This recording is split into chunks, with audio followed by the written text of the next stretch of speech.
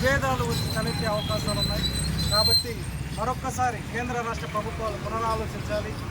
అలాగే వాళ్ళ మధ్య ఉన్నటువంటి ఐక్యత భావాన్ని విడగొట్టకుండా వాళ్ళ యొక్క ఆలోచన ధోరణి, వాళ్ళ యొక్క అభివృద్ధిని అన్నింటినీ ఆలోచించి ఈ యొక్క నిర్ణయాన్ని మరొకసారి ఆలోచనలోకి పరిగణలోకి తీసుకొని ఈ యొక్క నిర్ణయాన్ని కొనసాగించాల్సిందిగా తెలియజేస్తూ, అలాగే ఎస్సీలతో పాటు ఎస్టీలలో కూడా అనేకమైనటువంటి ఉపకులాలు ఉన్నాయి. వాటికి కూడా అభివృద్ధికి నోచుకోలేనటువంటి సందర్భాలు ఉన్నాయి. అయితే వాటన్నిటినీ ప్రభుత్వాలు ఒక కమిటీ వేసి అధ్యయనం చేసి పూర్తిగా అధ్యయనం చేసిన తర్వాతే ఇలాంటి తీర్పులు ఇస్తే బాగుంటుంది.